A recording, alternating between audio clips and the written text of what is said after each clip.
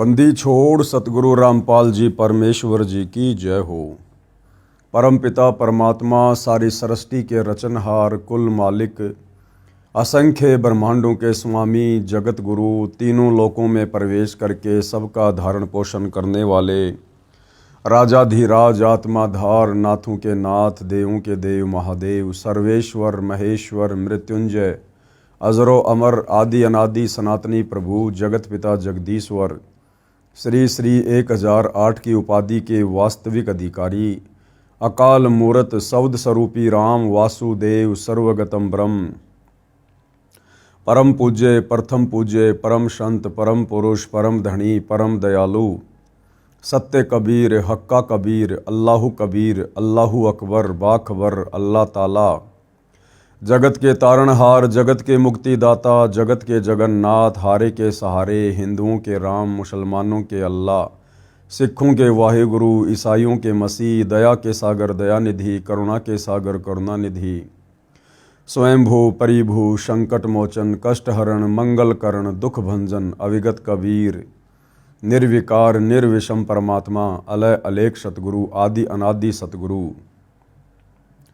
असली मर्यादा पुरुषोत्तम असली राम असली कृष्ण असली घनश्याम असली मुरारी राजाओं के राजा महाराजाओं के महाराजा शहंशाहों के शहंशाह सम्राटों के सम्राट भगवानों के भगवान अल्लाहों के अल्लाह प्रभुओं के प्रभु मसीहाओं के मसीह सच्चे वाहिगुरु बाबाओं के बाबा पीरों के पीर सेठों के सेठ जगत सेठ सावड़सा सेठ सर्वगुण संपन्न अनंत कोटि कलाओं के स्वामी अनंत कोटि ब्रह्मांडों के नायक योगियों में महायोगी ध्यानियों में महाध्यानी सिद्धों में परम सिद्ध ज्ञानियों में तत्वज्ञानी ब्रह्म ज्ञानी महाज्ञानी परम ज्ञानी सर्वश्रेष्ठ ज्ञानी विज्ञानी युवा कबीर समरथ कबीर असमवात अमित ओजा सच्चे रहनुमा करीम अल्लाह सुभान अल्लाह दुनिया के अंतिम पैगंबर 8 सितंबर 1951 से गांव धनाना जिला सोनीपत हरियाणा भारतवर्ष की पावन भूमि पे प्रकट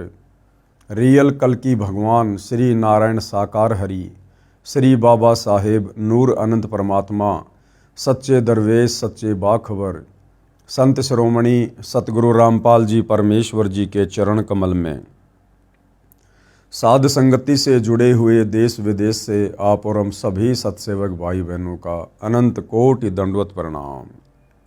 सत्साई भाई और बहनों, बहुत बड़ी दया बहुत बड़ी मेहर पूज्य गुरुदेव भगवान की परमेश्वर रामपाल जी की, जिनके शुभ आशीर्वाद से विशेष आशीर्वाद से आप और हम सभी भाई बहनों को विशेषकर हिंदू समाज से जुड़े हुए हिंदू साहिबानों को अपने ही पवित्र सदग्रंथों के विषय में अति गूढ़ जानकारी प्राप्त हो रही है। जो गूढ़ जानकारी सदियों से हमारे धर्म गुरु तत्व ज्ञान के अभाव में पांचवें वेद सूक्ष्म वेद के अभाव में साधक समाज को निकाल कर नहीं दे पाए। भक्ति और भगवान के नाम पर हम भटकते रहे धक्के खाते रहे, परंतु अध्यात्म से मिलने वाले सुख लाभ हमें प्राप्त नहीं हुए।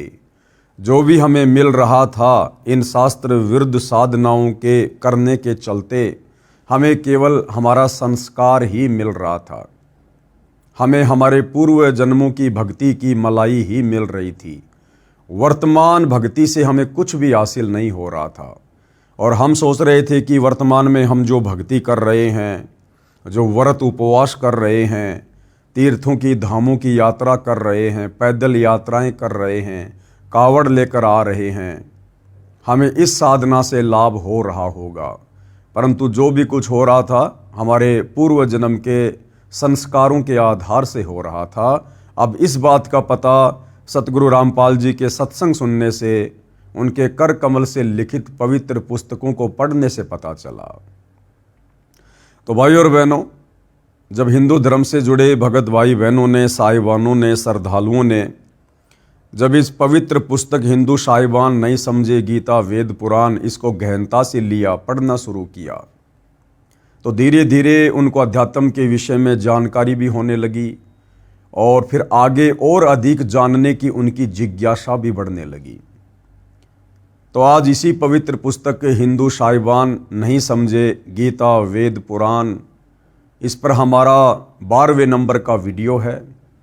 और पिछले वीडियो में आप जी ने देखा कि किस प्रकार से श्री देवी महापुराण से, शिव पुराण से, पवित्र गीता जी से ये साबित किया गया है कि श्री ब्रह्मा, श्री विष्णु, श्री शंकर जी, ये तीनों देवता एक एक गुण युक्त हैं। रजोगुण ब्रह्मा है, सतोगुण विष्णु है, तमोगुण शिव जी है। और इन्हीं तीनों देवताओं को आधार बनाकर ये काल ब्रह्म, जो इनका पिता है ज्योति निरंजन, जो ब्रह्मलोक में रहता है, इसने प्रतिज्ञा कर रखी है कि मैं किसी को भी अपने ओरिजिनल काल रूप में दर्शन नहीं दूंगा। ये गुप्त रहता है और अपने तीनों पुत्रों के माध्यम से यहाँ की सृष्टि चलवा रहा है अपने भोजन के लिए, क्योंकि इसको प्रतिदिन 1 लाख मानव शरीरधारी स्त्री पुरुषों के सूक्ष्म शरीर में जमा वासना को, मैल को, गंध को खाने का श्राप लगा हुआ है।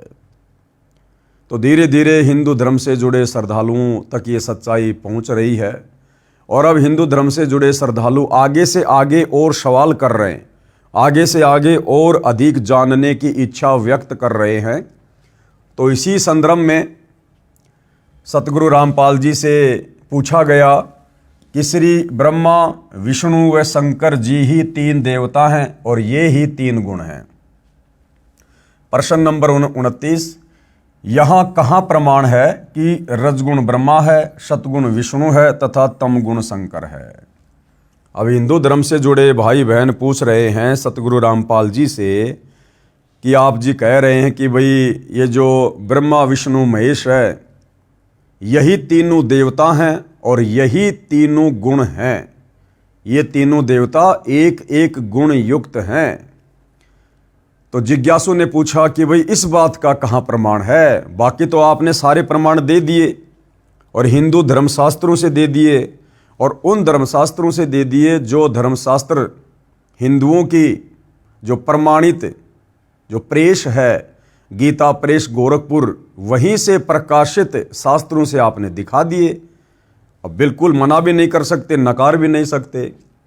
लेकिन अब जो आप कह रहे हैं कि श्री ब्रह्मा, विष्णु व शंकर जी ही 3 देवता हैं और ये ही 3 गुण हैं, तो इस बात का प्रमाण कहाँ है कि भाई ब्रह्मा जी रजोगुण युक्त हैं, विष्णु जी सतोगुण युक्त है और शंकर जी तमोगुण युक्त है?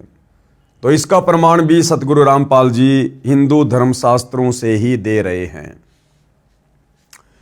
उत्तर है प्रमाण नंबर 1, श्री मार्कंडे पुराण, सचित्र मोटा टाइप, गीता प्रेस गोरखपुर से प्रकाशित।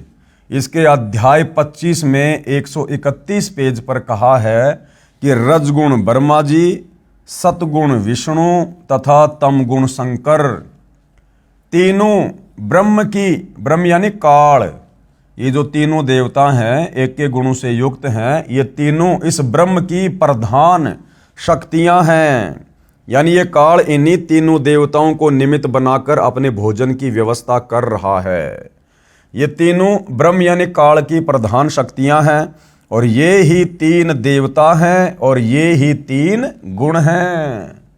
ब्रह्मा जी रजोगुण, विष्णु जी सतोगुण और शंकर जी तमोगुण। और भाई और बहनों, आप जियों ने पहले पढ़ा इसी पवित्र गीता में, गीता अध्याय 7 श्लोक नंबर 12 से 15, ये काल ब्रह्म जो गीता जी का ज्ञान दे रहा है अर्जुन को, ये ब्रह्मा विष्णु महेश के विषय में कह रहा है कि ये त्रिगुणमयी माया बड़ी दस्तूर है। यानी ब्रह्मा विष्णु महेश से निकल रही ये तीनों गुण वाली माया, रजगुण सतगुण तमगुण, बड़ी दस्तूर है, बड़ी खतरनाक है, जिसने पूरे संसार को अपने मोह पाश में बांध रखा है।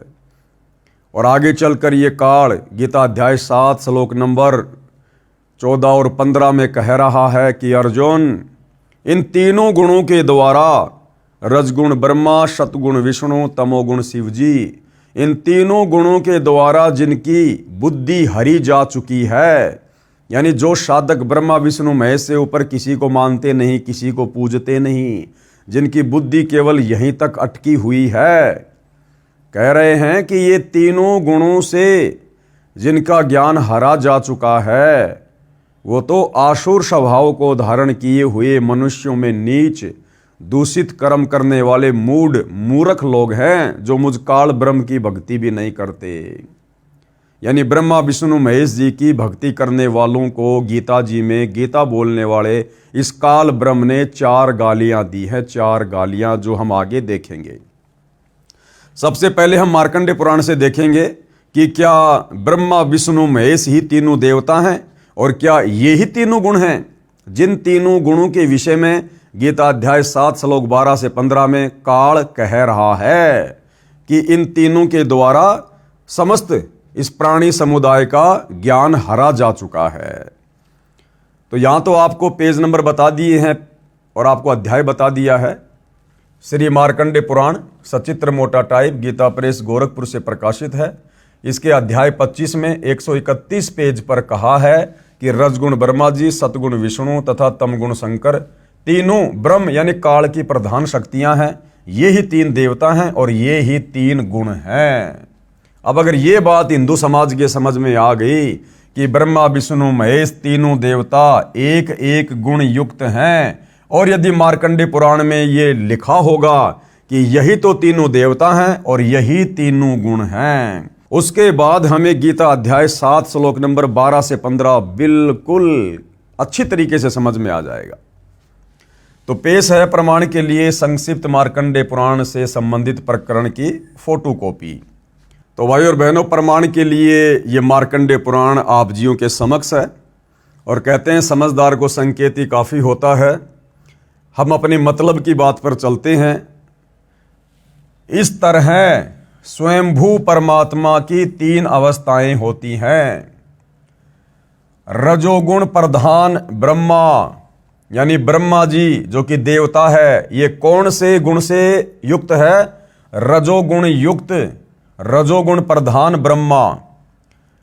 तमोगुण प्रधान रुद्र, रुद्र यानी शंकर शिवजी, शिवजी तमोगुण युक्त हैं। और सत्व प्रधान विश्व पालक विष्णु है। और आगे क्या लिख रहा है मार्कंडेय पुराण में? ये ही 3 देवता हैं और ये ही 3 गुण हैं। ये ब्रह्मा विष्णु महेश ही तीनों देवता हैं और यही तीनों गुण हैं। काल ब्रह्म ने इन तीनों को एक एक गुण युक्त कर रखा है। रजगुण ब्रह्मा, सतगुण विष्णु और तमोगुण शिवजी। मार्कंडेय पुराण में बिल्कुल क्लियर लिखा हुआ है। अब आगे देखिए भाई और बहनों, जब हमें यह बात अच्छे से समझ में आ जाएगी, चाहे ब्रह्मा विष्णु महेश कहो, चाहे 3 गुण कहो, चाहे रजगुण कहो, चाहे ब्रह्मा जी कहो, चाहे सतोगुण कहो, चाहे विष्णु जी कहो, चाहे तमोगुण कहो, चाहे शंकर जी कहो, चाहे तीनों देवता कहो, चाहे तीनों गुण कहो, एक ही बात है। फिर हमें गीता जी अध्याय 7 श्लोक नंबर 12 से 15 अच्छे से समझ में आएगा। प्रमाण नंबर 2, दूसरा प्रमाण क्या है? श्री देवी महापुराण संस्कृत व हिंदी अनुवाद श्री वेंकटेश्वर प्रेस बंबई से प्रकाशित। इसमें 3रे स्कंद अध्याय 5 श्लोक 8 में लिखा है कि शंकर भगवान बोले, किसको बोले? देवी दुर्गा को, हे मात, हे माता, यदि आप हम पर दयालु हैं तो मुझे तमोगुण, शंकर जी कह रहे हैं अपनी माता दुर्गा से कि मुझे तमोगुण, ब्रह्मा को रजोगुण तथा विष्णु को शतोगुण युक्त क्यों किया? यदि आप हमारे ऊपर दयालु हैं, यदि आपने हमारे ऊपर दया करी है, यदि हम आपके प्रिय हैं, तो हे माता, आपने हम तीनों भाइयों को एक एक गुण युक्त क्यों कर दिया? ये ऐसा भयंकर रोग हमारे क्यों लगा दिया? यदि वास्तव में आप हमारे ऊपर दयालु हैं तो। हे मात, यदि आप हम पर दयालु हैं तो मुझे तमोगुण, ब्रह्मा रजोगुण तथा विष्णु शतोगुण युक्त क्यों किया? अर्थात इससे भी ये साबित हो रहा है कि तमोगुण युक्त कौन है? शंकर जी। और रजोगुण युक्त कौन है? ब्रह्मा जी। तथा शतोगुण युक्त कौन है? विष्णु जी। अब आगे चलिए भाई और बहनों, पेश है प्रमाण के लिए श्री देवी महापुराण 3 स्कंद के अध्याय 5 से संबंधित प्रकरण की फोटोकॉपी। अब आप जी अपनी आंखों से देख लीजिएगा, साफ साफ लिखा हुआ है। हे मात, शंकर जी कह रहे हैं अपनी माता दुर्गा से, हे मात, यदि हमारे ऊपर सदा आप दया युक्त हो तो हमको तमोगुण में किस प्रकार प्रदान किया। शंकर जी कह रहे हैं, हे माता दुर्गा जी, यदि आप मेरे ऊपर मतलब दयालुता दिखाई, आपने मुझे पैदा किया है, तो आपने मुझे तमोगुण युक्त क्यों कर दिया, मेरे ऊपर ये भयंकर रोग क्यों छोड़ दिया, हमको तमोगुण में किस प्रकार प्रदान किया। ब्रह्मा रजोगुण और हरि यानी विष्णु शतोगुण, और हरि यानी विष्णु शतोगुण युक्त किए। ये बीच में संस्कृत आ गई, ध्यान से पढ़िए। हे मात, यदि हमारे ऊपर सदा आप दया युक्त हो तो हमको तमोगुण में, यानी शंकर जी कह रहे हैं कि मेरे को तमोगुण युक्त क्यों कर दिया, ब्रह्मा रजोगुण और हरि सत्व गुण युक्त किए। अब इसकी संस्कृति भी देख लो भाइयों और बहनों। यदि दया धर्मना नय सदा अंबिके कथ अहम विहित च तमोगुण कमल जे रजोगुण संभव। कमल जे यानी कमल के फूल पर पैदा हुए ब्रह्मा जी को आपने रजोगुण युक्त क्यों कर दिया। और सुविहित किमु शतोगुण हरि, और क्यों विष्णु जी को आपने शतोगुण युक्त कर दिया। यानी यही तीनों देवता हैं और यही तीनों गुण हैं। क्योंकि भाइयों और बहनों, ये जो पवित्र गीता है ये चारों वेदों का शॉर्ट रूप है, संक्षिप्त रूप है। इसलिए गीता जी में सांकेतिक शब्द ज्यादा हैं। तो गीता जी अध्याय 7 श्लोक नंबर 12 से 15 में सीधा सीधा ब्रह्मा विष्णु महेश का नाम ना लिखकर और केवल त्रिगुणमयी माया लिख दिया। अब वो त्रिगुणमयी माया क्या है, वो तीन गुण क्या हैं, ये बात समझाने के लिए आपको पूज्य गुरुदेव जी के द्वारा इतने प्रमाण दिए जा रहे हैं कि चाहे तीन गुण को हो, चाहे ब्रह्मा विष्णु महेश को हो, चाहे रजोगुण को हो, चाहे ब्रह्मा जी को हो, चाहे शतोगुण को हो, चाहे विष्णु जी को हो, चाहे तमोगुण को हो, चाहे शंकर जी को हो। तो श्री देवी महापुराण यहां क्लियर कर रहा है कि यही तीनों देवता हैं और यही तीनों गुण हैं। अब चलिए भाई और बहनों, अब हमें गीता जी समझ में आएगी बहुत अच्छे से। इस देवी पुराण की फोटोकॉपी में स्पष्ट है कि श्री शिव जी ने अपनी माता देवी दुर्गा से दुखी मन से कहा है कि हे मात, यदि आप हम पर दयालु हैं तो मेरे को तमोगुण युक्त क्यों उत्पन्न किया, विष्णु को शतोगुण तथा ब्रह्मा को रजोगुण युक्त क्यों उत्पन्न किया। ये भाव व्यक्त करने का अर्थ यह है कि ये तीनों भी समझते हैं कि यहां सब जीव दुखी हैं। इन तीनों देवताओं को पता है कि हमारे से निकल रहे तीनों गुणों से पूरा प्राणी समुदाय दुखी है। इनकी उत्पत्ति का ब्रह्मा का रजगुण कारण है, यानी हम जीवों की उत्पत्ति का जो मूल कारण है वो श्री ब्रह्मा जी से निकल रहा रजोगुण है। क्योंकि रजोगुण के प्रभाव से भाई और बहनों नर और मादा आपस में शारीरिक संबंध बनाने के लिए प्रेरित होते हैं, जिससे प्रभावित होकर परवश हुए यानी अधीन होकर नर मादा मिलन करते हैं, जीव उत्पन्न होते हैं। ऋषियों ने कामदेव से बचने के लिए यानी रजोगुण से बचने के लिए घोर तप किए, एकांतवास किया, यानी बेचारे जंगलों में चले गए, परिवार त्याग दिया, गुफाओं में चले गए कामदेव पर विजय प्राप्त करने के लिए। क्योंकि रजोगुण के प्रभाव से उनकी भक्ति नहीं हो पाती थी, उनका मन विचलित हो जाता था। लेकिन अंत में हार गए और स्त्री भोग किया। जैसे विश्वामित्र जी राज त्याग कर जंगल में चले गए घोर तप करने के लिए।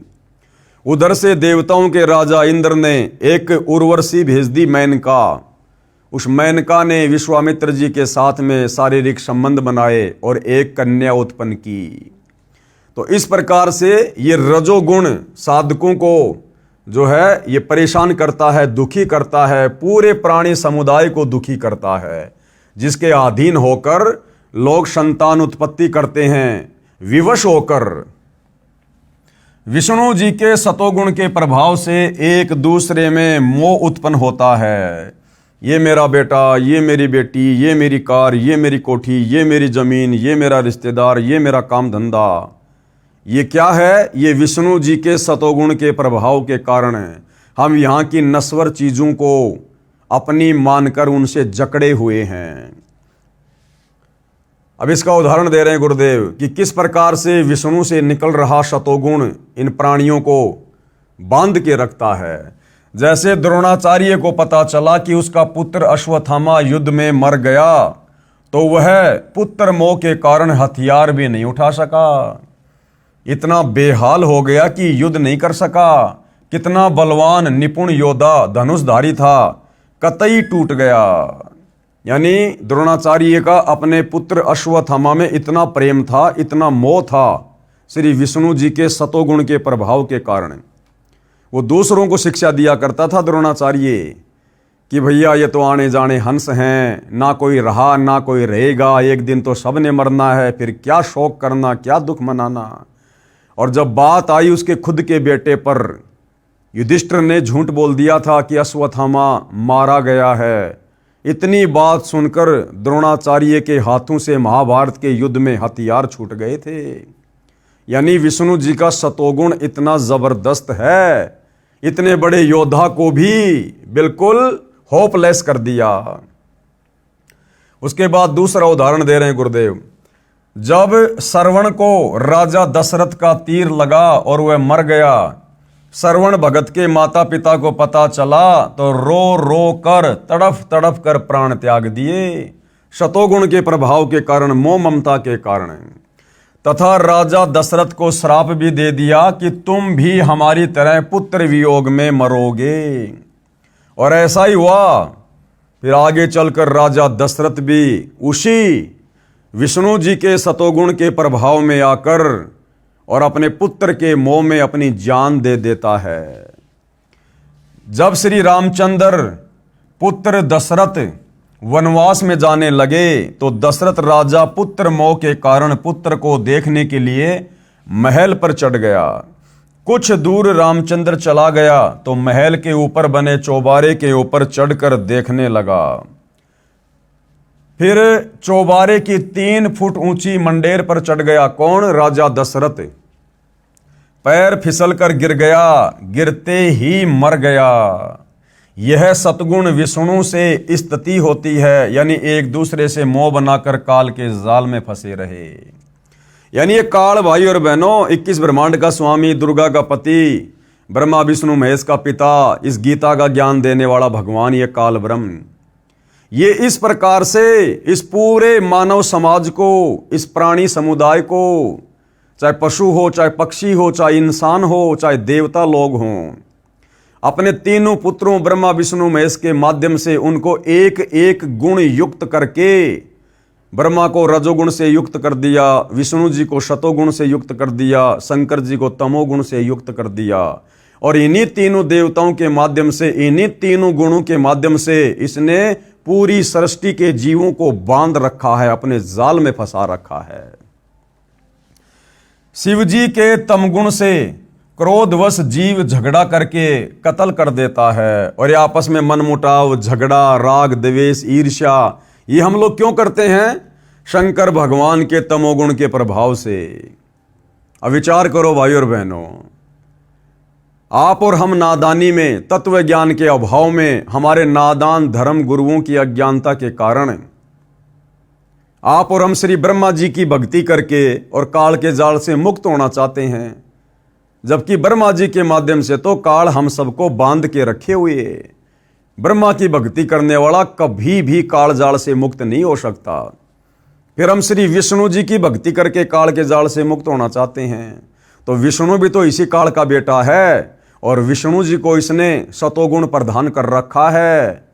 आप और हमें फांसने के लिए एक जाल बना रखा है। तो भला सतगुण विष्णु की भक्ति करके हम कैसे काल के जाल से बाहर निकल सकते हैं? फिर हम शंकर जी की भक्ति करते हैं मोक्ष प्राप्ति के लिए। अब शंकर जी भी तो इसी काल का 3रे नंबर का बेटा है और इसको तमोगुण से युक्त कर रखा है। अब बताओ भाइयों और बहनों, काल ने तो हमें ब्रह्मा विष्णु महेश के माध्यम से यहां पर जाल में बांध रखा है, और हम इसी काल के तीनों बेटों की भक्ति करके काल के जाल से मुक्त होना चाहते हैं। कभी नहीं हो पाएंगे। अगर हम डायरेक्ट इस काल की, इस ब्रह्म की, ओम नाम की साधना भी करते हैं तो भी हम इसके जाल से मुक्त नहीं हो सकते, क्योंकि ये खुद कह रहा है कि मेरे ओम नाम की भक्ति करने वाला मेरे ब्रह्मलोक में जाएगा। और गीता अध्याय 8 श्लोक नंबर 16 में फिर खुद कह रहा है कि ब्रह्मलोक पर्यंत सर्वलोक पुनरावर्ती में है, यानी ब्रह्मलोक में गया हुआ साधक भी अपनी भक्ति कमाई खर्च करके वापस जन्म और मरण में आएगा, मुक्ति नहीं है। शिव जी के तमगुण से क्रोधवश जीव झगड़ा करके कत्ल कर देता है। राजा लोग आपस में लड़ मरते हैं, हजारों सैनिक मारे जाते हैं। इस प्रकार संहार का कार्य श्री शिव जी तमगुण से होता है। ये सब काल ब्रह्म करवा रहा है। ये सारा खेल कौन खेल रहा है भाइयों और बहनों? ये ब्रह्मा विष्णु महेश का पिता, ये काल, ये ब्रह्म, ये ज्योति निरंजन, ये क्षर पुरुष, 21 ब्रह्मांड का स्वामी, ये दुर्गा का पति, ये सारे कर्म करवा रहा है अपने भोजन के लिए, अपनी रोजी रोटी के लिए। हम सबको यहां पर बांध के रखे हुए है। इसलिए शिवजी ने दुखी मन से अपनी माता देवी दुर्गा से प्रश्न किया था कि हे माता, यदि आप हमारे ऊपर दया युक्त हैं तो मुझे तमोगुण युक्त क्यों कर दिया? ब्रह्मा जी को रजोगुण युक्त और विष्णु जी को सतोगुण युक्त क्यों कर दिया? काल ब्रह्म ने देवी जी को सख्त हिदायत दे रखी है। जब आप सृष्टि रचना को पढ़ेंगे, अच्छे से सुनेंगे सतगुरु रामपाल जी के सत्संगों में, पुस्तकों में, तो भाइयों और बहनों आपको पता चलेगा कि इस काल ब्रह्म ने अपनी पत्नी दुर्गा को सख्त हिदायत दे रखी है कि मेरे काल रूप के विषय में, और मैं प्रतिदिन 1 लाख मानव खाता हूं, स्त्री या पुरुष, ये भेद किसी को मत दे देना। मेरे तीनों पुत्रों ब्रह्मा विष्णु महेश को भी हकीकत मत बता देना, अन्यथा मेरे से बुरा फिर कोई नहीं होगा। तो भयभीत होकर ये दुर्गा भी इस काल की हकीकत किसी को नहीं बताती, अपने तीनों बेटों को नहीं बताती, तो आम प्राणियों को, साधकों को क्यों बताएगी? काल ब्रह्म ने देवी जी को सख्त हिदायत दे रखी है कि मेरा व मेरे षड्यंत्र का भेद किसी को नहीं बताएगी, अपने पुत्रों को भी नहीं बताना। यदि पता चल गया, यदि ब्रह्मा विष्णु महेश को पता चल गया कि हमारा पिता काल है, ऐसे ऐसे इसको 1 लाख मानव शरीरधारी स्त्री पुरुषों का रोजाना भक्षण करने का श्राप लगा हुआ है, इसलिए इसने हम तीनों भाइयों को एक एक गुण युक्त कर रखा है, तो कहते हैं यदि पता चल गया ब्रह्मा विष्णु महेश को अपने पिता की हकीकत, तो जब सत्य पुरुष का भेजा संत आएगा, यानी उस परम अक्षर ब्रह्म कबीर देव का यदि कोई संत आएगा, और भाइयों और बहनों वो परमात्मा खुद ही संत रूप में आता है, खुद ही आकर तत्व ज्ञान बताता है, तो जब सत्य पुरुष का भेजा संत आएगा तो सब उसकी शरण में जाकर सत्य साधना करके मेरे लोक से चले जाएंगे। मेरी सुधा यानी भूख कैसे शांत होगी? काल ब्रह्म यानी ज्योति निरंजन के डर से देवी किसी को ये भेद नहीं बताती। परमेश्वर कबीर जी ने आकर ये भेद बताया है। वो परमात्मा कबीर सतलोक से चलकर खुद ही तत्व ज्ञान के माध्यम से, सृष्टि रचना के माध्यम से इसके षड्यंत्र का पर्दाफाश करते हैं, और दास रामपाल दास ने समझाया है। गुरुदेव कह रहे हैं कि अब मैं आप लोगों को समझा रहा हूं। उपरोक्त परमाणु से सिद्ध हुआ कि रजगुण ब्रह्मा जी हैं, सतगुण विष्णु जी तथा तमगुण शंकर जी हैं, और ये ही 3 देवता हैं और ये ही 3 गुण हैं। फिर अगला सवाल किया है प्रश्न नंबर 30। परमात्मा तो अजन्मा अजर अमर कहते हैं, यानी परमात्मा को तो अजन्मा कहते हैं, अजर अमर कहते हैं। उपरोक्त प्रकरण तथा परमाणु से सिद्ध हुआ कि श्री ब्रह्मा, श्री विष्णु तथा श्री शंकर तीनों नासवान हैं, क्योंकि इनका तो जन्म हुआ है, इनकी तो माता दुर्गा है, इनके पिता का नाम काल ब्रह्म है। फिर अविनाशी परमात्मा कौन है? अब हिंदू श्रद्धालु इस ज्ञान को सुनकर समझकर सवाल कर रहे हैं कि परमात्मा को तो अजन्मा कहते हैं, उसका तो कभी नाश नहीं होता, कभी विनाश नहीं होता, जबकि ब्रह्मा विष्णु महेश की तो मृत्यु हो रही है, फिर अविनाशी परमात्मा कौन है जो कभी नहीं मरता? क्या ब्रह्मा विष्णु तथा शंकर और काल ब्रह्म परमात्मा नहीं है? प्रमाण सहित बताइए। तो अब गुरुदेव भगवान क्या उत्तर दे रहे हैं उनको समझाने के लिए पहले स्पष्ट करता हूं कि श्री ब्रह्मा, श्री विष्णु, श्री शंकर तथा ब्रह्म परमात्मा है या नहीं, कि भाई ये ब्रह्मा विष्णु महेश और इनका पिता ये ब्रह्म काल परमात्मा है या नहीं है। यह तो आपने अपने प्रश्न में ही सिद्ध कर दिया कि परमात्मा तो अजन्मा तथा जिसका कभी जन्म न हुआ हो वह होता है। पूर्वोक्त विवरण तथा परमाणु से सिद्ध हो चुका है कि ब्रह्मा विष्णु और शंकर के माता पिता हैं। भाई दुर्गा इनकी माता है और ये काल ब्रह्म ज्योति निरंजन इनका पिता है। इनका पिता ब्रह्म भी नाशवान है, ये काल ब्रह्म भी नाशवान है। ये भी गीता अध्याय 4 श्लोक नंबर 5, गीता अध्याय 2 श्लोक नंबर 12 और गीता अध्याय 10 श्लोक नंबर 2 में अपने विषय में कह रहा कि अर्जुन तेरे और मेरे जन्म होते हैं, तू नहीं जानता मैं जानता हूं, मेरी भी जन्म और मृत्यु होती है। तो ये भी नाशवान है, ये भी परमात्मा नहीं है। इसका भी जन्म हुआ है, इससे स्वयं सिद्ध हुआ कि ये परमात्मा नहीं है। भाई जब ब्रह्मा विष्णु महेश का पिता ही जन्मता और मरता है तो भला ब्रह्मा विष्णु और महेश कैसे परमात्मा हो सकते हैं? ये तो उस काल के पुत्र हैं। तो ये तो सारे के सारे नाशवान हैं, ये तो जन्मते और मरते हैं, और जो जन्मता और मरता है वो परमात्मा नहीं हो सकता। यानी जो जन्मता और मरता है उसकी भक्ति करने से हम भक्तों का जन्म मरण का रोग कभी भी समाप्त नहीं हो सकता। अब प्रश्न रहा फिर अविनाशी कौन है? फिर वो परमात्मा कौन है जो अविनाशी है, जो कभी नहीं मरता है? इसके उत्तर में श्रीमद् भगवद गीता से ही प्रमाणित करते हैं कि अविनाशी परमात्मा गीता ज्ञान देने वाले ब्रह्म से अन्य है। श्रीमद् भगवद गीता अध्याय 2 श्लोक 12, इसमें काल कह रहा कि भैया मेरी जन्म और मृत्यु होती है। गीता अध्याय 4 श्लोक नंबर 5, इसमें भी कह रहा है कि मेरी जन्म और मृत्यु होती है। गीता अध्याय 10 श्लोक 2 में गीता ज्ञानदाता इस काल ब्रह्म ने अपनी स्थिति स्पष्ट कर दी है कि मेरी उत्पत्ति हुई है, यानी मेरा जन्म हुआ है, मैं जन्मता मरता हूं। अर्जुन मेरे और तेरे बहुत जन्म हो चुके हैं, मैं भी नाशवान हूं। इस काल ब्रह्म ने अपनी स्थिति कि मैं भी जन्मता और मरता हूं इसी गीता जी में अध्याय 2 श्लोक 12, अध्याय 4 श्लोक 5 और अध्याय 10 श्लोक 2 में क्लियर कर दी है, जो हम भाई बहन पहले के वीडियो में अच्छे से फोटोकॉपी के माध्यम से देख चुके हैं। फिर आगे चलकर गीता अध्याय 2 श्लोक 17 में कहा है, ये गीता ज्ञान देने वाला काल ब्रह्म गीता अध्याय 2 श्लोक नंबर 17 में क्या कह रहा है कि भाई अविनाशी तो उसको जान जिसको मारने में कोई भी सक्षम नहीं है। ये काल ब्रह्म कह रहा कि अर्जुन अविनाशी तो उसको जान जिसको मारने में कोई भी सक्षम नहीं है। और जिस परमात्मा ने सर्व की यानी सारी सृष्टि की रचना की है, सबको बनाया है, अविनाशी परमात्मा का ये प्रथम प्रमाण हुआ। यानी ये काल गीता जी में खुद स्वीकार कर रहा है गीता अध्याय 2 श्लोक नंबर 17 में कि अविनाशी तो उसको जान जिसको मारने में कोई भी सक्षम नहीं है। अर्थात ये काल खुद अविनाशी नहीं है, खुद ये परमात्मा नहीं है। दूसरा प्रमाण श्रीमद् भगवद गीता अध्याय 15 श्लोक 16 और 17 में 3 पुरुष यानी भगवान कहे हैं।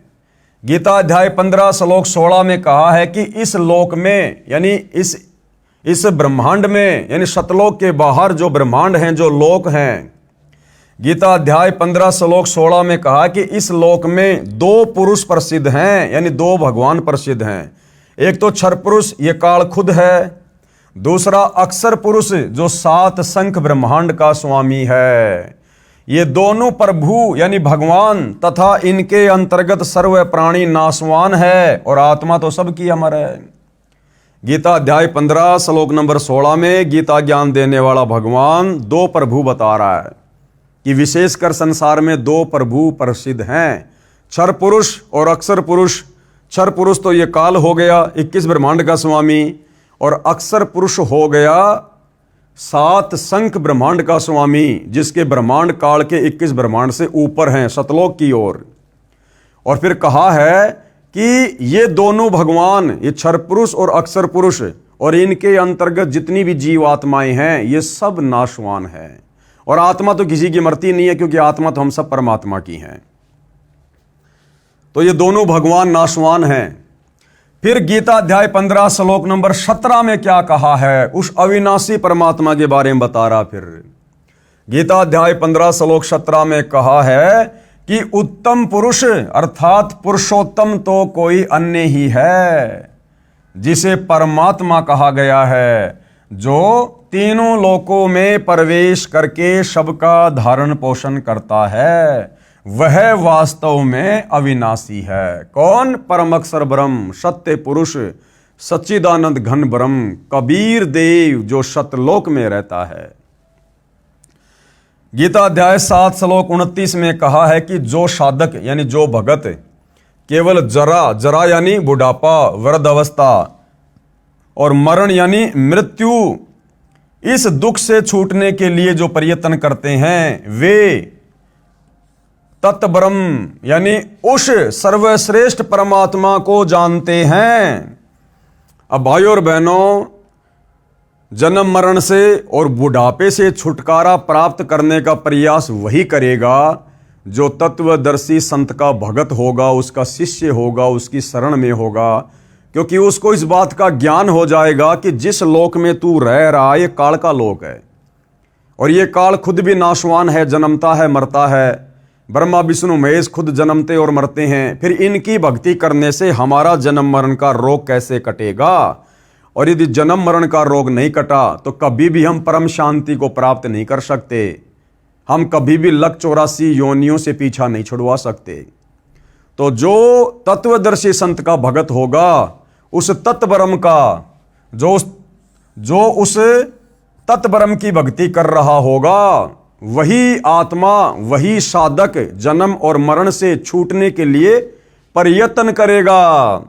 और कह रहा कि वही व्यक्ति, वही साधक जो उस तत्ब्रह्म से परिचित है, मरण और बुढ़ापे से छूटने का प्रयास करेगा और सब कर्मों तथा संपूर्ण अध्यात्म से परिचित है। अब सतगुरुदेव भगवान ने हमारे को तत्व ज्ञान देकर सर्व कर्मों और सर्व धर्मों से परिचित करवा दिया है। इसलिए आज यदि इस पृथ्वी पर जन्म मरण से और बुढ़ापे से छुटकारा प्राप्त करने के लिए कोई साधना कर रहा है तो केवल सतगुरु रामपाल जी के भगत कर रहे हैं। बाकी दुनिया जन्म मरण से छुटकारे के लिए भक्ति नहीं कर रही है। बाकी दुनिया मोक्ष प्राप्ति के लिए भक्ति नहीं कर रही है। उन्हें पता ही नहीं मोक्ष क्या होता है। वो तो केवल धन प्राप्ति के लिए, कोई सोचता है मेरा काम धंधा बहुत अच्छा चल पड़े, कोई सोचता है मेरे पोता हो जाए, मेरी पोती हो जाए, कोई सोच रहा है बड़ा मकान बन जाए, कोई अन्य किसी डिमांड के लिए भक्ति कर रहा है।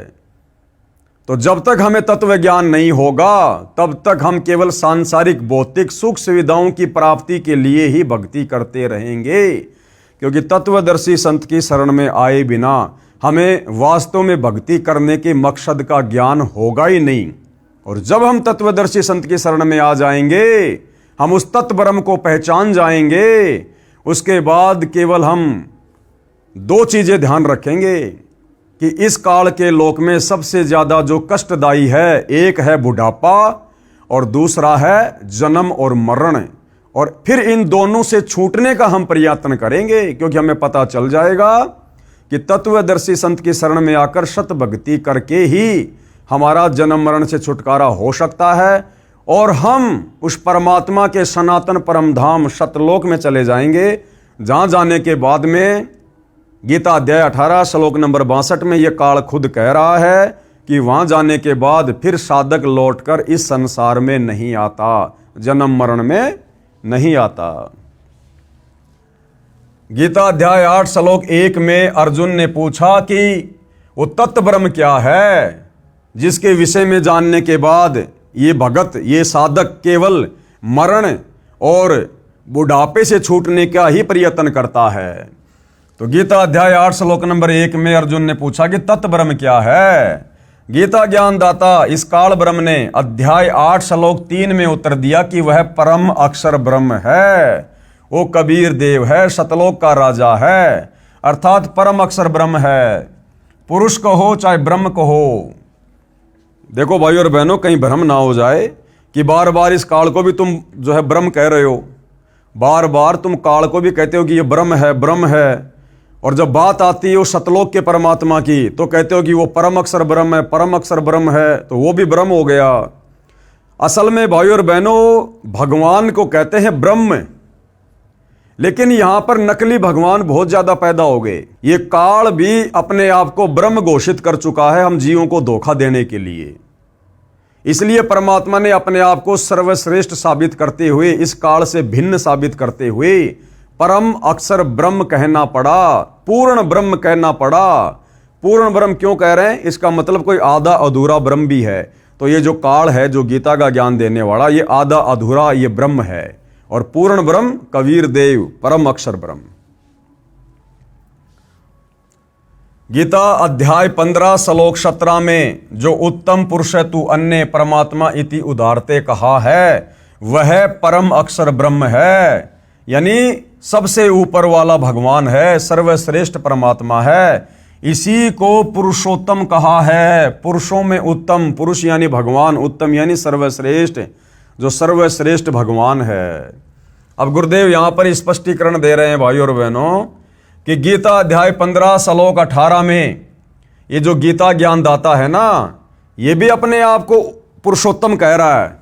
ये गीता ज्ञानदाता भी खुद को पुरुषोत्तम कह रहा है। तो बहुत सारे भाई बहनों को ये शंका हो जाती है कि जी आप एक तरफ तो गीता अध्याय 15 श्लोक नंबर 17 का हवाला दे रहे हो कि उत्तम पुरुष तू अन्य परमात्मा इति उदारते, कि उत्तम पुरुष यानी पुरुषोत्तम तो वो परम अक्षर ब्रह्म है। फिर गीता अध्याय 15 श्लोक नंबर 18 में ये काल ब्रह्म भी अपने आप को पुरुषोत्तम कह रहा है। तो ये क्या माजरा है? तो यहां गुरुदेव भगवान ने बताया कि वास्तव में ये काल, गीता का ज्ञान देने वाला ब्रह्म, ये पुरुषोत्तम नहीं है।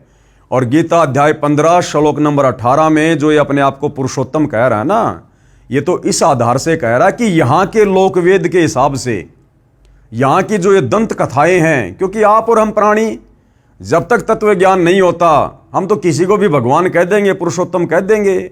यानी आज से पहले हमारे पूर्वजों से और हमारे से जब तक हमें ये तत्व ज्ञान प्राप्त नहीं हुआ था, हम देवी देवताओं को भी भगवान कह रहे थे, पेड़ पौधों की भी पूजा किया करते थे, राह चलते किसी पत्थर पे लाल रंग कर रखा था उसको भी धोख लगा के चलते थे, जय हो बाबा की। तो बिना ज्ञान के, चाहे हमारे से लोक वेद के आधार से, दंत कथाओं के आधार से किसी को भी पुरुषोत्तम कहलवा दो, कोई दिक्कत नहीं है।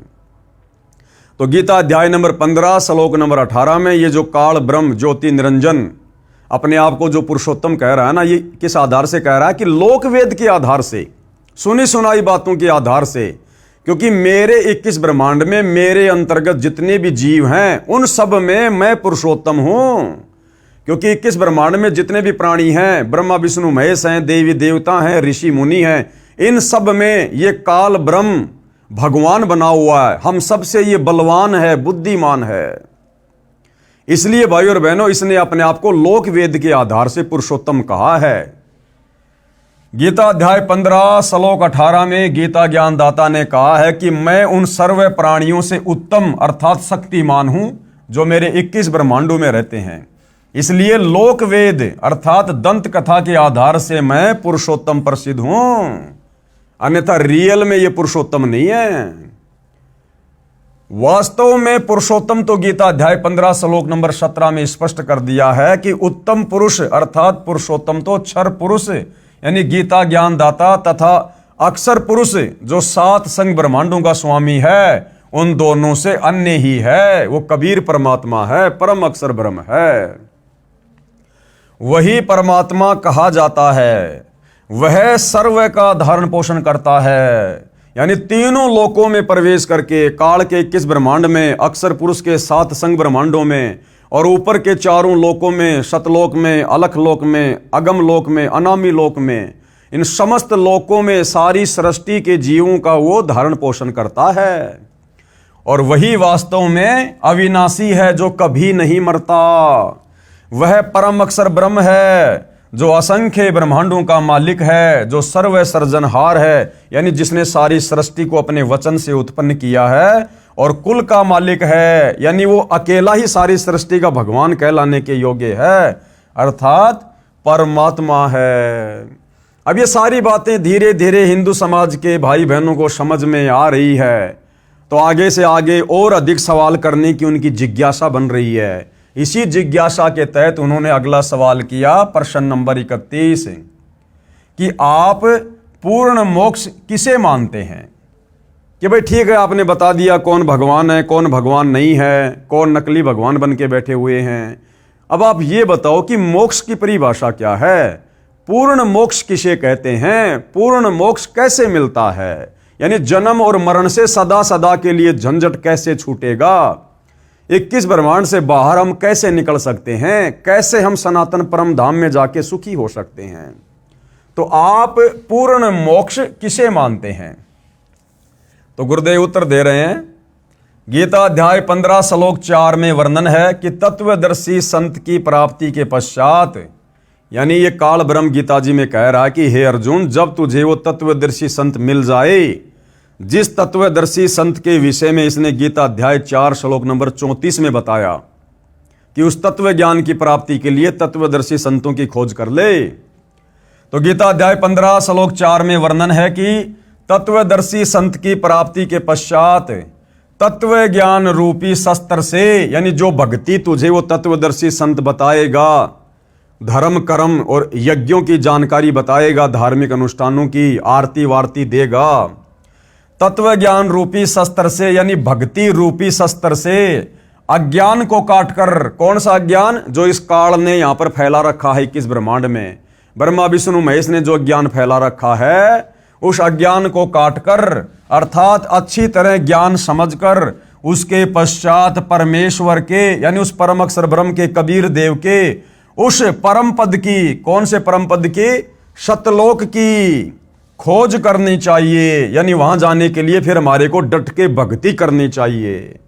जहां जाने के पश्चात साधक यानी भगत फिर लौटकर संसार में कभी नहीं आते, यानी सतलोक जाने के बाद फिर वो प्राणी वापस काल के गंदे लोक में नहीं आता, गधा कुत्ता बनने, जन्मने और मरने के लिए, अर्थात उसका जन्म कभी नहीं होता।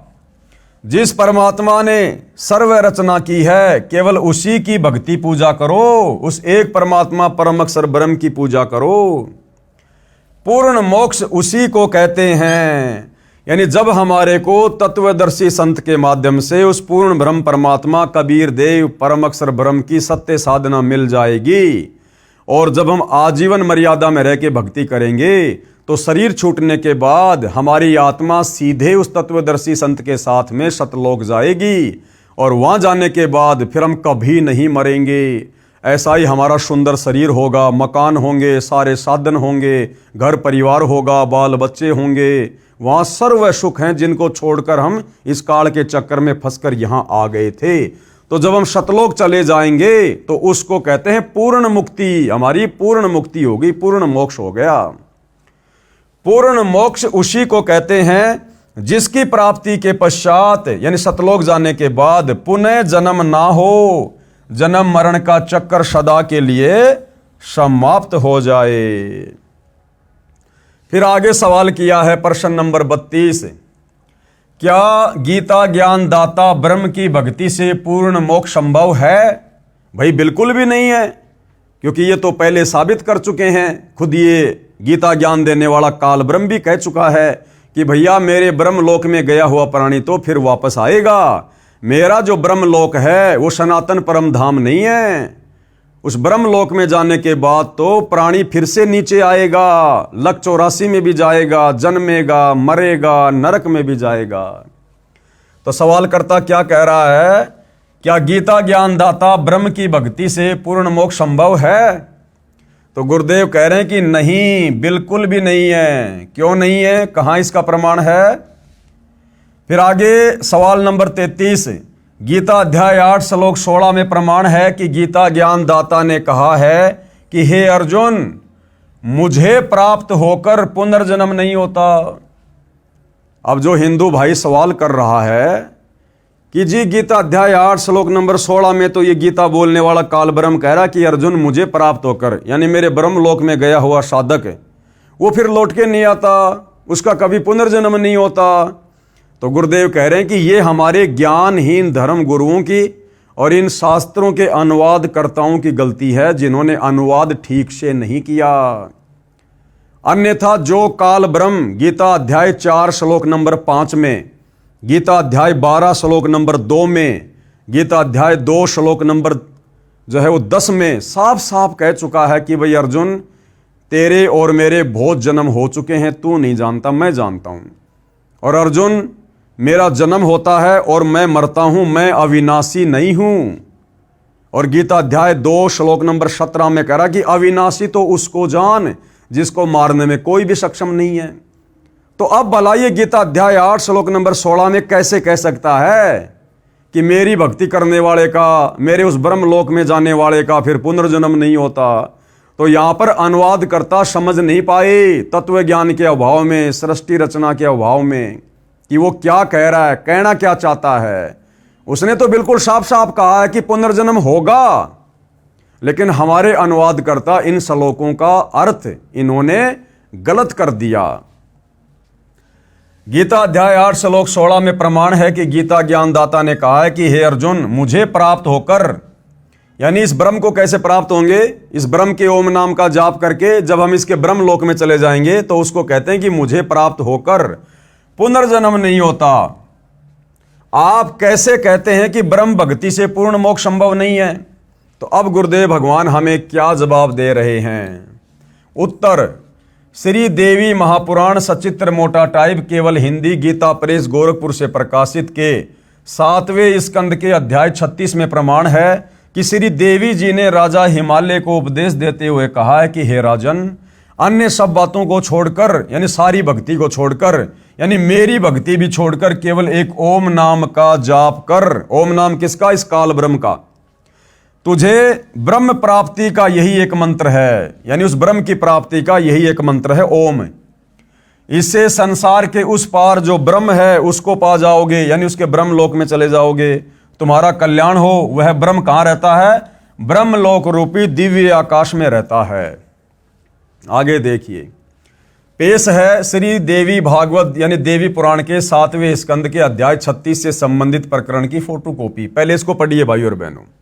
यानी ये ब्रह्म कौन है, ब्रह्म कहां रहता है, कैसे इसकी प्राप्ति होती है, दुर्गा अपने भगत राजा हिमालय को समझा रही है।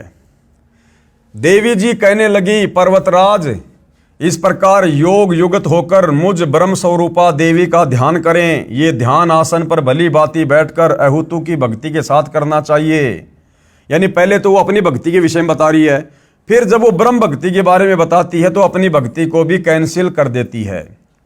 ब्रह्म का क्या स्वरूप है यह बतलाया जाता है, जो प्रकाश स्वरूप सबके अत्यंत समीप में स्थित हृदय रूप गुहा में स्थित होने के कारण गुहाचर नाम से प्रसिद्ध और महान पद अर्थात परम प्राप्य है।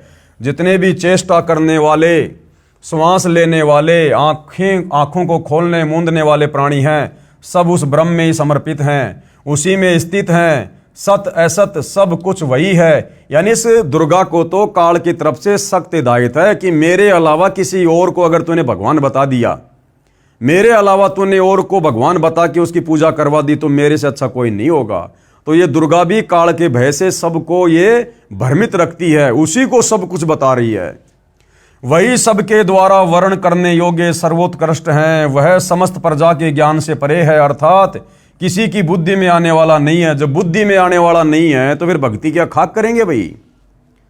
ये तुम जानो जो परम प्रकाश रूप है, जो सूक्ष्म से भी अत्यंत सूक्ष्म है, जिसमें संपूर्ण लोक और उन लोकों में निवास करने वाले प्राणी स्थित हैं।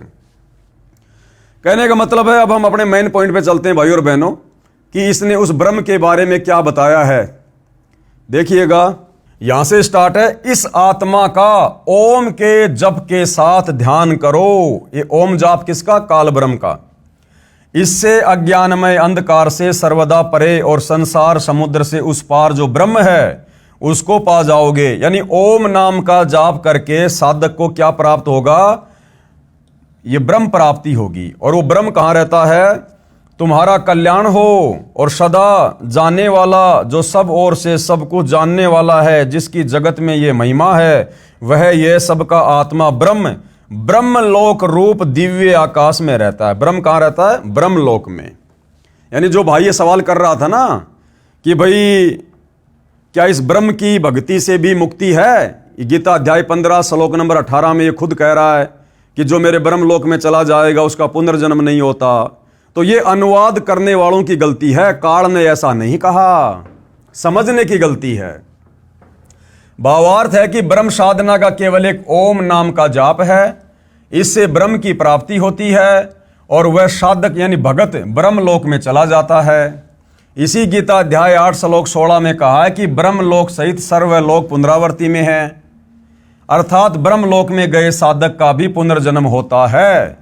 ब्रह्म की भक्ति से पूर्ण मोक्ष नहीं होता। इस गीता अध्याय 8 श्लोक 16 का अनुवाद गीता प्रेस गोरखपुर से प्रकाशित गीता में तथा अन्य प्रकाशक की गीता में गलत किया है, क्योंकि हमारे अनुवादकर्ता तत्व ज्ञान से अपरिचित थे। ये देखिएगा, पेश है फोटोकॉपी गीता अध्याय 8 श्लोक 16 की, गीता प्रेस गोरखपुर से प्रकाशित है।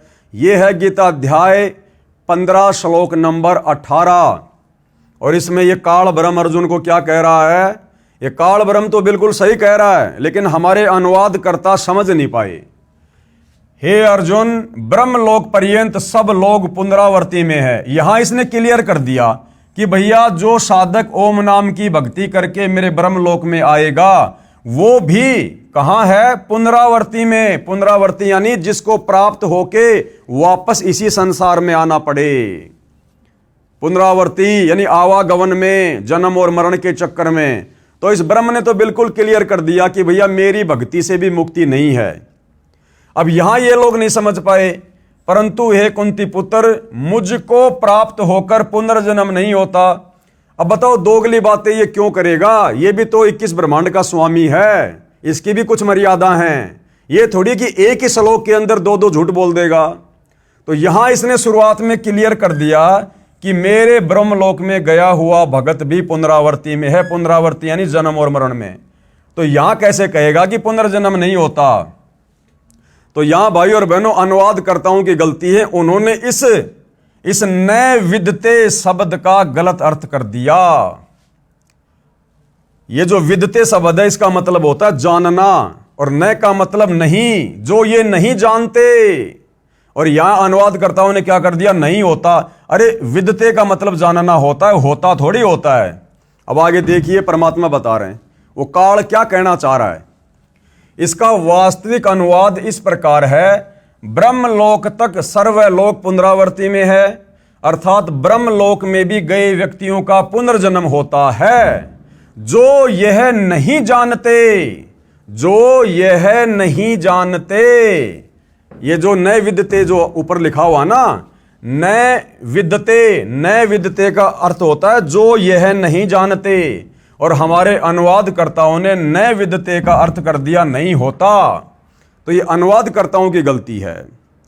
ब्रह्मलोक तक सर्वलोक पुनरावर्ती में है, अर्थात ब्रह्मलोक में भी गए व्यक्तियों का पुनर्जन्म होता है।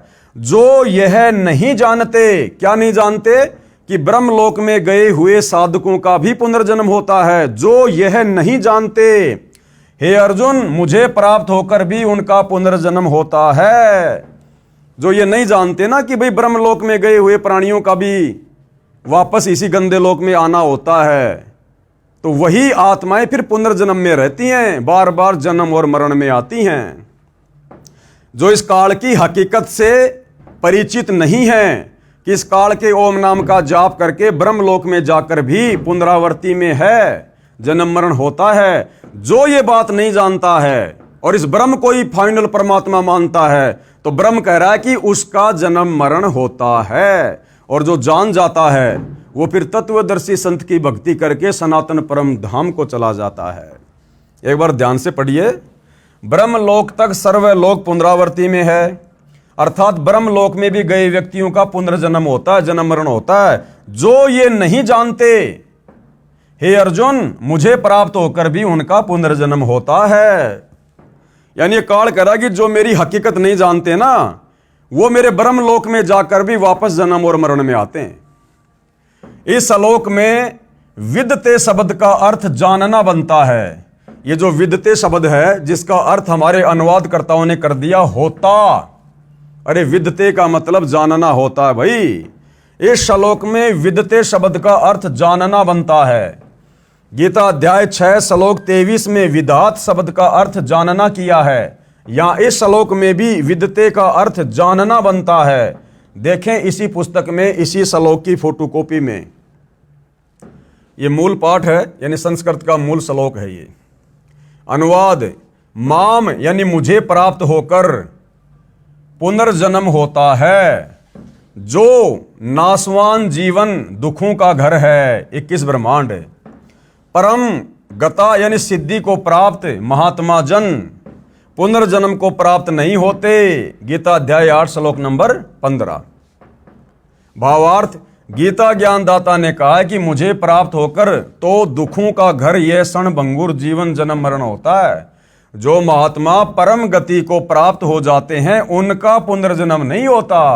और वो परम गति कैसे मिलेगी? वो परम अक्षर ब्रह्म की भक्ति से मिलेगी। तत्वदर्शी संत से उपदेश लेकर उस परम अक्षर ब्रह्म की भक्ति करने से मिलेगी। तो कहते हैं जो तत्वदर्शी संत की शरण में आकर और उस परम अक्षर ब्रह्म की भक्ति करता है, सनातन परम धाम में चला जाता है, फिर उनका पुनर्जन्म नहीं होता।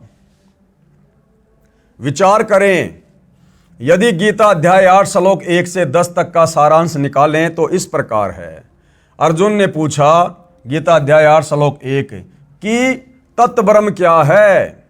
तो गीता ज्ञानदाता ने गीता अध्याय 8 श्लोक 3 में उत्तर दिया कि वह परम अक्षर ब्रह्म है, जो गीता ज्ञानदाता से अन्य है। फिर गीता ज्ञानदाता ने अध्याय 8 श्लोक 5 व 7 में अपनी भक्ति करने को कहा है। इस गीता के ज्ञान देने वाले काल ब्रह्म ने गीता अध्याय 8 श्लोक नंबर 5 और 7 में अपनी खुद की काल की भक्ति करने को कहा है, अपनी भक्ति के विषय में बताया है।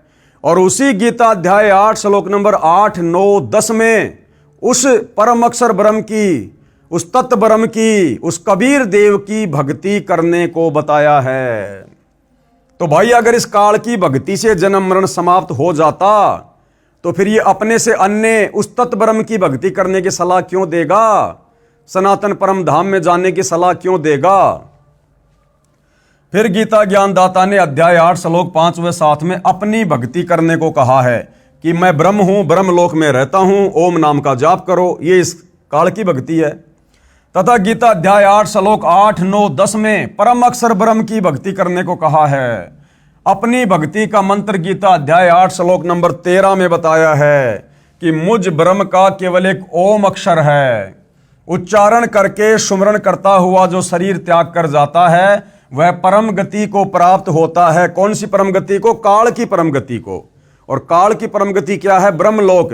और ब्रह्मलोक में गया हुआ साधक फिर से जन्म और मरण में आता है। पूर्व में श्री देवी पुराण से सिद्ध कराए हैं कि ओम का जाप करके ब्रह्मलोक प्राप्त होता है।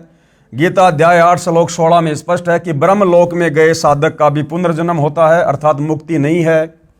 इसलिए गीता अध्याय 8 श्लोक 13 में ओम नाम के जाप से होने वाली परम गति का वर्णन है।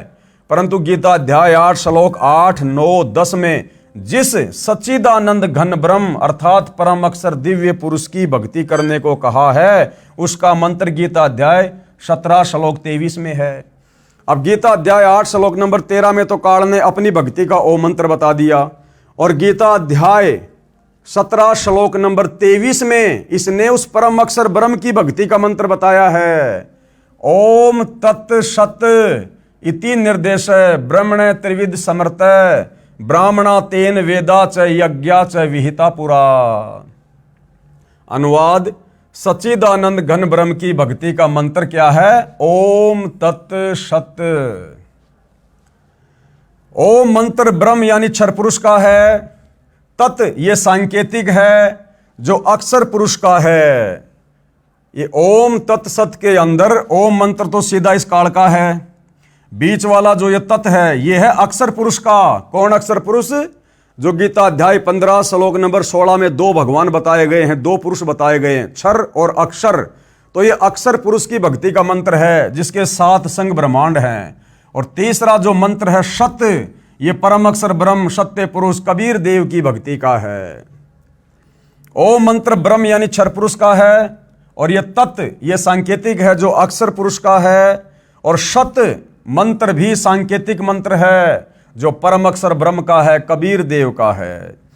इन तीनों मंत्रों के जाप से वह परम गति प्राप्त होती है जो गीता अध्याय 15 श्लोक 4 में कही है कि जहां जाने के पश्चात यानी सतलोक में जाने के पश्चात साधक यानी भगत फिर लौटकर संसार में कभी नहीं आता, यानी काल के 21 ब्रह्मांड में फिर वो आत्मा कभी दोबारा लौट के नहीं आती। यदि गीता अध्याय 8 श्लोक 16 का ये अर्थ सही माने कि मुझे प्राप्त होने वाले का पुनर्जन्म नहीं होता, गुरुदेव कह रहे हैं यदि हम गीता अध्याय 8 श्लोक नंबर 16 का जो अनुवाद हमारे अनुवादकों ने जो कर रखा है जो गलत है कि भाई अर्जुन मैं ब्रह्म हूं, ब्रह्मलोक में रहता हूं और मेरे ब्रह्मलोक में जो चला जाता है उसका फिर पुनर्जन्म नहीं होता, यानी कभी वो जन्म मरण में नहीं आता। तो गुरुदेव कह रहे हैं यदि हम इस बात को सत्य मान लें तो फिर भाई गीता के जो पहले श्लोक हैं, गीता अध्याय 4 श्लोक 5, गीता अध्याय 12 श्लोक 2, गीता अध्याय 2 श्लोक 10, जिसमें खुद ये काल ब्रह्म कह रहा है कि मेरी तो जन्म और मृत्यु होती है, जब इसका खुद का पुनर्जन्म होता है तो इसके भगत का कैसे समाप्त हो जाएगा। तो उन श्लोकों में इसने स्वीकार किया कि मैं तो जन्मता और मरता हूं, फिर भला यहां कैसे कहेगा अध्याय 8 श्लोक नंबर 16 में कि मेरे ब्रह्मलोक में गए हुए साधक का पुनर्जन्म नहीं होता। तो यदि हमने गीता अध्याय 8 श्लोक नंबर 16 को सही मान लिया तो फिर वो पहले के 3 श्लोक वो गलत सिद्ध हो जाएंगे। गीता अध्याय 4 श्लोक 5 और 9, गीता अध्याय 12 श्लोक 2 और गीता अध्याय 2 श्लोक 10, जिसमें काल अपनी जन्म मृत्यु स्वीकार कर रहा है। यदि गीता अध्याय 8 श्लोक 16 का ये अर्थ सही माने कि मुझे प्राप्त होने वाले का पुनर्जन्म नहीं होता, तो भैया फिर गीता अध्याय 2 श्लोक 12, गीता अध्याय 4 श्लोक 5, गीता अध्याय 10 श्लोक 2 गलत सिद्ध हो जाते हैं, जिसमें गीता ज्ञानदाता ने कहा कि अर्जुन तेरे और मेरे बहुत जन्म हो चुके हैं, यानी हम तो पुनर्जन्म में हैं, तू नहीं जानता मैं जानता हूं। मेरी उत्पत्ति को न देवता जानते हैं, न महर्षिगण तथा न सिद्ध जानते हैं। विचारणीय विषय यह है कि जब साध्य यानी इष्ट का ही जन्म मृत्यु होता है तो साधक यानी भगत को वह मोक्ष कैसे प्राप्त हो सकता है। जब यह काल खुद ही जन्म और मरण में है, पुनर्जन्म में है, तो इसकी ओम नाम की भक्ति करके ब्रह्मलोक में जाने वाले का पुनर्जन्म कैसे समाप्त हो सकता है। इसलिए गीता अध्याय 8 श्लोक 16 का अनुवाद जो मैंने यानी सतगुरु रामपाल जी ने ऊपर किया है वही सही है कि गीता ज्ञानदाता ने कहा है कि ब्रह्मलोक तक सब लोग पुनरावर्ती में हैं, यानी जन्म और मरण में है, अर्थात ब्रह्मलोक में गए प्राणी भी लौटकर संसार में जन्म को प्राप्त होते हैं। जो ये नहीं जानते वे मेरी भक्ति करके भी पुनर्जन्म को प्राप्त होते हैं, काल कह रहा है। इसीलिए तो गीता ज्ञानदाता ने अध्याय 18 श्लोक 62 में कहा है कि हे अर्जुन तू सर्व भाव से उस परमेश्वर की शरण में जा, उस परमेश्वर की कृपा से ही तू परम शांति को तथा सनातन परम धाम अर्थात सतलोक को प्राप्त होगा। अगर इसके ब्रह्मलोक में ही वो परम शांति होती, पुनर्जन्म का झंझट नहीं होता, तो भाई ये काल फिर कभी भी गीता जी में अध्याय 18 श्लोक 62 में ये नहीं कहता कि हे अर्जुन तू सर्व भाव से उस परमेश्वर की शरण में जा, यानी अपने से अन्य उस भगवान की परम अक्षर ब्रह्म की शरण में जाने को कह रहा है कि उस परमेश्वर की कृपा से ही तू परम शांति को, परम शांति यानी कभी भी जन्म और मृत्यु ना होना, तथा सनातन परम धाम यानी जहां जाने के बाद फिर संसार में लौटकर भगत वापस नहीं आता, अर्थात सतलोक को प्राप्त होगा। अगर इसका ब्रह्मलोक ही सनातन परम धाम होता तो उस परमेश्वर के सनातन परम धाम की ये कभी भी बात नहीं करता। यही प्रमाण गीता अध्याय 15 श्लोक 4 में है कि तत्वदर्शी संत से तत्व ज्ञान प्राप्त करके उस तत्व ज्ञान रूपी शस्त्र से अज्ञान को काटकर उसके पश्चात परमेश्वर के उस परम पद की खोज करनी चाहिए, जहां जाने के पश्चात साधक फिर लौटकर संसार में नहीं आता। अब यदि काल का ब्रह्मलोक ही अगर वो परम पद होता, सर्वश्रेष्ठ स्थान होता, तो भाई ये फिर उस सनातन परम धाम में जाने की बात नहीं करता। जिस परमेश्वर से संसार रूपी वृक्ष की प्रवृत्ति विस्तार को प्राप्त हुई है, यानी जिसने सारे संसार की रचना की है, अर्थात जिस परमेश्वर ने संसार की रचना की है, गीता ज्ञानदाता ने कहा है कि केवल उसी की भक्ति कर और सर्व का उसी से कल्याण संभव है। अगर काल की ओम नाम की भक्ति से ब्रह्मलोक में जाते ही कल्याण हो जाता, पुनर्जन्म नहीं होता, यदि वो ब्रह्मलोक ही सनातन परम धाम होता, तो ये काल कभी भी अपने से अन्य दूसरे उस परम अक्षर ब्रह्म की भक्ति करने को और उसके सनातन परम धाम में जाने को नहीं कहता। इससे स्पष्ट है कि ये काल भी जन्म और मरण में है, और जब काल खुद ही जन्म और मरण में है तो इसका ब्रह्मलोक भी पुनरावृत्ति में है, नष्ट होता है, शाश्वत स्थान नहीं है। प्रमाणित हुआ कि ब्रह्म की भक्ति से पूर्ण मोक्ष संभव नहीं है, केवल पूर्ण परमात्मा परम अक्षर ब्रह्म की भक्ति से ही पूर्ण मोक्ष संभव है।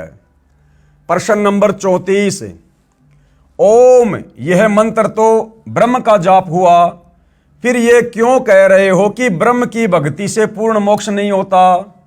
आपने बताया कि गीता अध्याय 17 श्लोक 23 में ओम तत् सत इस मंत्र के जाप से पूर्ण मोक्ष होता है। इस मंत्र में भी तो ओम मंत्र है।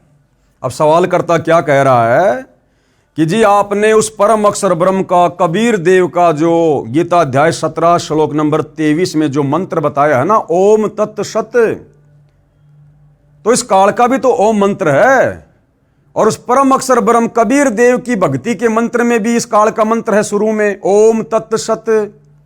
तो फिर आप ये कैसे कह रहे हो कि इस काल के ओम मंत्र के जाप से मुक्ति नहीं मिलती? तो भाई और बहनों, ये अध्यात्म है, बहुत गूढ़ ज्ञान है। हमने कभी ना इसको सुना, ना देखा, ना कभी हमने इसके स्वाद को चखा, तो मन में बहुत सारी शंकाएं इस काल की प्रेरणा से अंदर अंदर उठती हैं। तो गुरुदेव भगवान हर एक शंका का प्रमाणित जवाब देते हैं। और क्या बताया गुरुदेव ने कि मात्र ओम नाम के जाप से मुक्ति नहीं है, लेकिन हमने इस ओम नाम का जाप भी करना पड़ेगा, क्योंकि हम युगों युगों से, जब से हम सतलोक से बिछुड़कर इस काल के साथ यहां आए हैं, हम यहां पर इस काल के ऋणी हो गए, हम इसके कर्जवान हो चुके हैं। क्योंकि ये जो 21 ब्रह्मांड है, ये इस काल में सतलोक में तपस्या करके, तप करके परम अक्षर ब्रह्म कबीर देव जी से प्राप्त किए थे, और हम इसके तप के द्वारा प्राप्त किए गए 21 ब्रह्मांड में युगों युगों से सर्व सुख भोग रहे हैं, सर्व यहां की भौतिक सुविधा भोग रहे हैं। तो हमारे ऊपर काल का कर्जा चढ़ गया है। अब ये हमें उसी समय छोड़ेगा जब हम इसका कर्जा चुका देंगे। इसलिए हमने इसके ओम नाम का जाप भी करना पड़ेगा, इसका ऋण उतारने के लिए, इसका कर्जा उतारने के लिए। क्योंकि गीता अध्याय 18 श्लोक नंबर 66 में यह काल खुद कह रहा है कि सर्व धर्मान परित्यज्य माम एकम शरणम व्रज अहम तवा सर्व पापे भी मोक्षयामी मा शुच, कि हे अर्जुन, तू मेरे स्तर की जितनी भी धार्मिक पूजा है, अनुष्ठान है, यज्ञ हैं, उनकी जो कमाई है, ओम नाम की जो कमाई है, वो तू मेरे को समर्पित कर दे, मैं तुझे यहां से बाहर जाने का रास्ता दे दूंगा।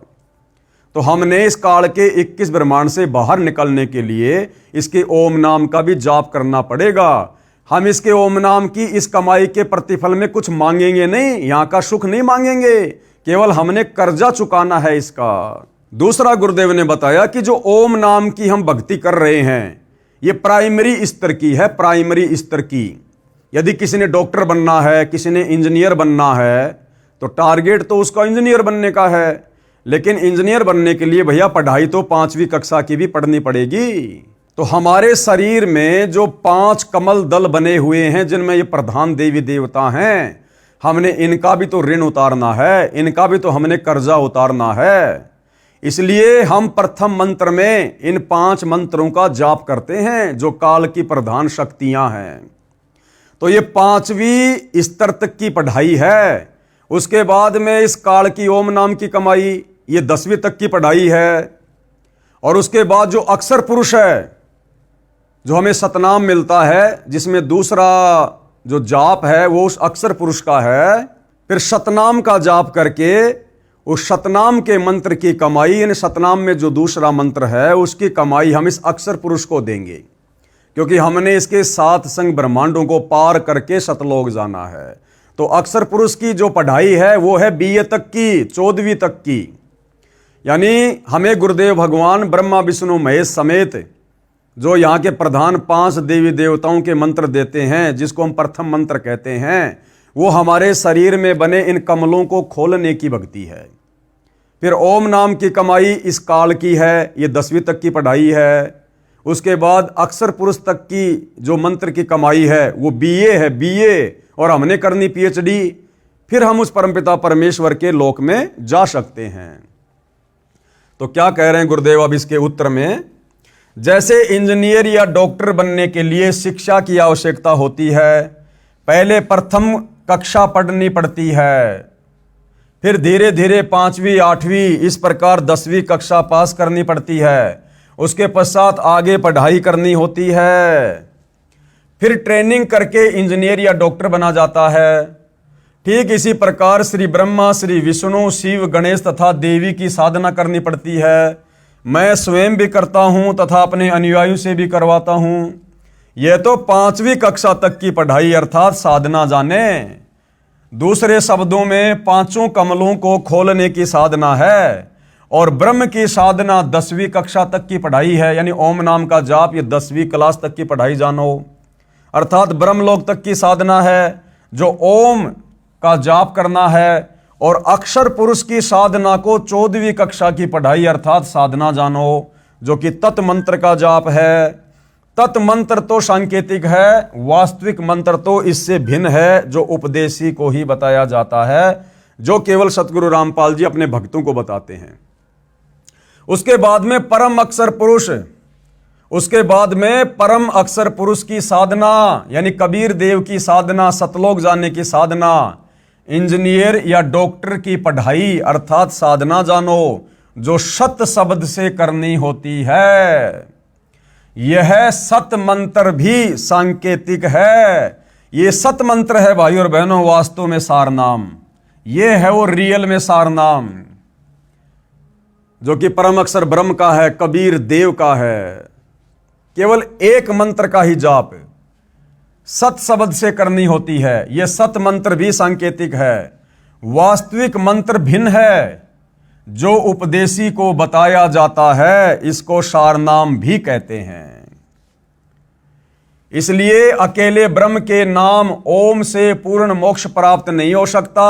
अर्थात अकेले ओम नाम से आप जी इंजीनियर नहीं बन सकते। ओम नाम की कमाई तो केवल 10वीं तक की है, 21 ब्रह्मांड तक की है, इसका कर्जा उतारने तक की है। ओम नाम का जाप ब्रह्म का है, इसकी साधना से ब्रह्म लोक प्राप्त होता है, जिसके विषय में गीता अध्याय 8 श्लोक 16 में कहा है कि ब्रह्म लोक में गए साधक भी पुनर्जन्म को प्राप्त होते हैं। पुनर्जन्म है तो पूर्ण मोक्ष नहीं हुआ, जो गीता अध्याय 15 श्लोक 4 में कहा है कि परमात्मा के उस परम पद की खोज करनी चाहिए जहां जाने के पश्चात साधक कभी लौटकर पुनर्जन्म में नहीं आता, यानी संसार में नहीं आता।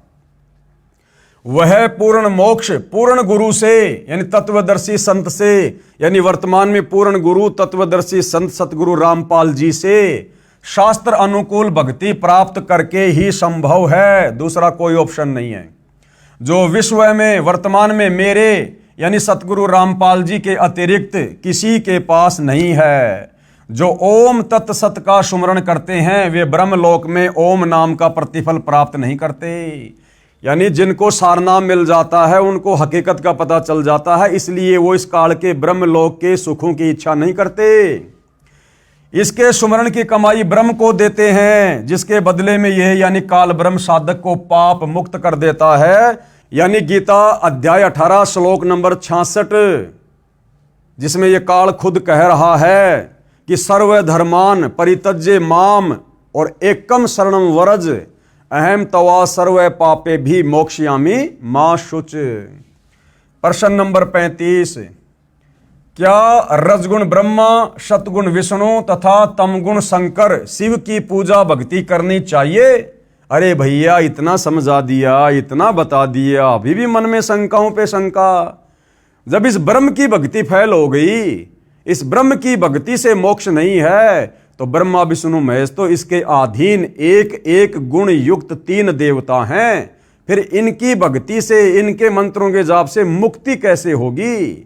मुक्ति नहीं हो सकती। केवल हम इनका ऋण उतारने के लिए, इनका कर्जा उतारने के लिए, शरीर में जो ये कमल बने हुए हैं इनको खोलने के लिए, ताकि अंतिम समय में आत्मा को रास्ता बिल्कुल क्लियर मिले, इसलिए सतगुरु रामपाल जी ब्रह्मा विष्णु महेश के मंत्र देकर उनकी भक्ति करवाते हैं।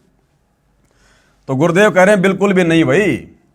प्रश्न नंबर 36, कहां प्रमाण है कि रजगुण ब्रह्मा, सतगुण विष्णु तथा तमगुण शंकर की पूजा भक्ति नहीं करनी चाहिए?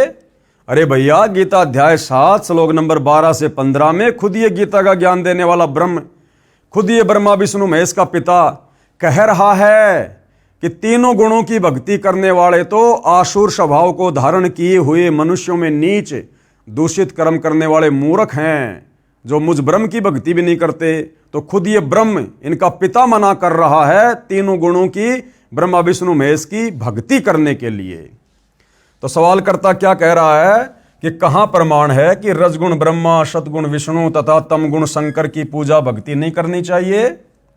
तो उत्तर है श्री मद भगवत गीता अध्याय 7 श्लोक 12 से 15 और 20 से 23 तथा गीता अध्याय 9 श्लोक 23 और 25 में प्रमाण है कि जो व्यक्ति रजगुण ब्रह्मा, सतगुण विष्णु तथा तमगुण शिव की भक्ति करते हैं, वे राक्षस स्वभाव को धारण किए हुए मनुष्यों में नीच दूषित कर्म करने वाले, यानी सारे उल्टे काम करने वाले, बीड़ी, सिगरेट, गुटखा, पान मसाला, जर्दा, शराब, भांग, धतूरा, चोरी जारी, मिलावट, सब कुछ उल्टे कर्म करते हैं ये लोग जो ब्रह्मा विष्णु महेश की भक्ति करते हैं, क्योंकि इनको तत्व ज्ञान नहीं होता, इनके ऊपर कोई कंट्रोल नहीं होता। और जब तक 3 गुणों का प्रभाव साधक पे रहेगा, साधक कोई भी सदकर्म कर ही नहीं सकता। इसलिए काल ने 4 गालियां दी हैं ब्रह्मा विष्णु महेश की भक्ति करने वालों को। वे राक्षस स्वभाव को धारण किए हुए मनुष्यों में नीच दूषित कर्म करने वाले मूर्ख मुझे भी नहीं भजते। काल कह रहा कि मेरी ओम नाम की भक्ति भी नहीं करते। यह प्रमाण गीता अध्याय 7 श्लोक नंबर 12 से 15 में है। फिर गीता अध्याय 7 के ही श्लोक नंबर 20 और 23 में ब्रह्मा विष्णु महेश से नीचे जो अन्य देवी देवता हैं उनकी भक्ति करने वालों को भी काल ने मंद बुद्धि का, अल्प बुद्धि वाला कहा है। फिर गीता अध्याय 7 के ही श्लोक 20 से 23 तथा गीता अध्याय 9 श्लोक 23-24 में यही कहा है। और क्षर पुरुष, अक्षर पुरुष तथा परम अक्षर पुरुष गीता अध्याय 15 श्लोक 16-17 में जिनका वर्णन है, इनको छोड़कर श्री ब्रह्मा, श्री विष्णु तथा श्री शिव जी अन्य देवताओं में गिने जाते हैं।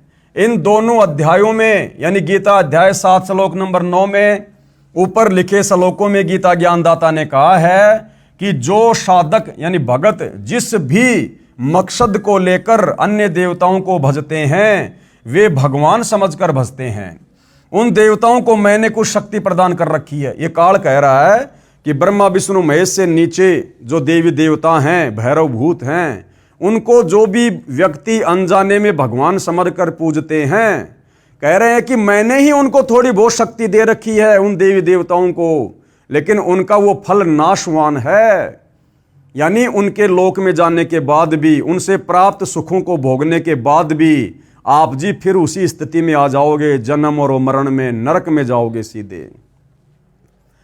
वे भगवान समझकर भजते हैं उन देवी देवताओं को।